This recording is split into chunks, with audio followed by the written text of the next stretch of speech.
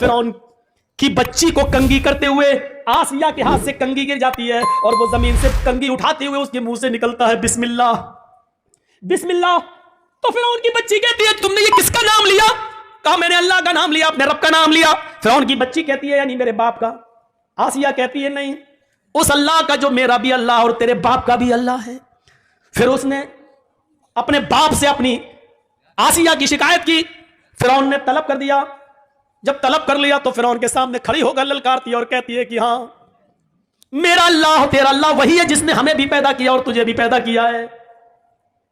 ये औरत से लरसती नहीं, कांपती नहीं, सताया गया, मारा गया, लेकिन फिर नहीं तब्दील होती है। फिर आग जलाई जाती है, उसके सामने एक आदमी को लाकर पकड़कर डाला जाता है, वो फौरन चुरमुरा जाता है।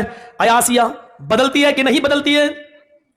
बोल, चेंज होती है या नहीं होती है? जवाब देती है कि नहीं। छोटा सा बच्चा उससे छीन लिया जाता है। थोड़ी देर के लिए सिसक जाती है कि अब मेरी बच्ची आग के हवाले कर दी जाएगी। थोड़ी देर के लिए कांप जाती है, लेकिन अल्लाह ने उस बच्ची को कुव्वत गोयाई दी।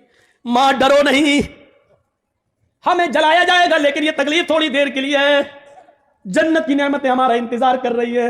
मां कूद जाना, छलांग लगा देना। जब छोटी सी बच्ची ये बोली तो मां में और हिम्मत पैदा हो गई। मां को भी जला दिया गया, बच्ची को भी जला दिया गया।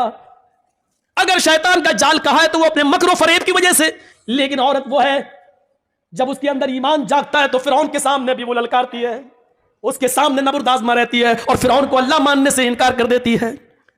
औरत में जब ईमान पैदा होता है तो वो अस्मा बनती है, और वो अस्मा बनती है अबू बकर की साली आयशा की बहन, अबू बकर की बेटी आयशा की बहन और मोहम्मद रसूलुल्लाह की साली।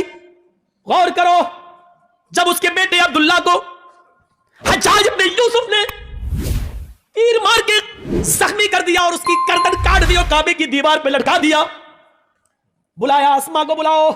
100 साल की हो चुकी थी उस वक्त अस्मा, कमर झुक चुकी थी, लाठी लेकर चलती थी। अरे हज्जाज तूने क्यों बुलाया? आए हज्जाज तूने मुझे क्यों बुलाया? कहा तेरा बेटा कत्ल कर दिया गया। मुस्कुरा के कहती है अल्लाह के शेर कभी कत्ल नहीं होते हैं, यकीन नहीं आता है। कहा नहीं। कहा अपने बेटे की कटी हुई गर्दन देखेगी? कहती है दिखा कहां है? काबे की दीवार की तरफ इशारा किया कि देख। वो बुढ़िया की कमर झुकी हुई थी, सही से गर्दन नहीं उठा पा रही थी, लाठी उसने छोड़ दी और सीधे खड़ी हुई। अल्लाह ने उसकी कमर को सीधे कर दिया, खड़ी हो जाती है। 100 साल की बूढ़ी है, एक भी दांत नहीं गिरा है, आंखों की रोशनी कम नहीं हुई है, अपने बेटे की कटी हुई गर्दन काबे की दीवार पे देखती है। पहले हंसती है फिर रोती है। हज्जाज ने पूछा आए अस्मा, मैंने तुझे रोका था कि अपने बेटे को मेरे खिलाफ बगावत पर मत उतार, लेकिन तू नहीं मानी। तूने अपने बेटे को ज़िरा पहनने तक से मना कर दिया कि बेटे लोहे की ज़िरा पहनने की क्या जरूरत है, तीर सीने पे लगता है तो लगने दे। तूने मेरे खिलाफ उसको उकसाया, देख अपने बेटे की गर्दन लटकी हुई और आज क्यों रो रही है? ये हंसने और रोने का सबब मुझे पता नहीं चला, क्यों पहले हंसती है और बाद में रोती है।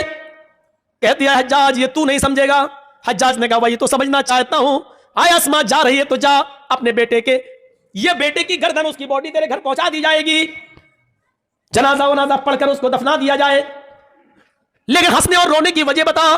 तो यही अस्मा है जो हंसने की वजह बताती है कि हज्जाज अपने बेटे की खुशकिस्मती पे हंस रही हूं, और रोई इसलिए कि वो मेरी बदकिस्मती है, अपनी बदकिस्मती पे रो रही हूं। हज्जाज ने कहा तेरे बेटे की खुशकिस्मती क्या है? उसकी गर्दन तो कट गई और तू खुशकिस्मती कह रही है, और तेरी बदकिस्मती क्या जो तू रो रही है? उसने कहा हज्जाज मेरे बेटे की खुशकिस्मती है कि गर्दन कटने के बाद, जान छीनने के बाद, उसके जिस्म को, उसकी गर्दन को उसके जिस्म से अलग करने के बाद, सब कुछ छीनने के बाद भी तूने मेरे बेटे की मुस्कुराहट नहीं छीन सका है। आय हज्जाज काबे की दीवार पे लटका हुआ मेरे बेटे की गर्दन मुस्कुराते हुए कह रही है अभी शहीद के मरने का वक्त नहीं आया है।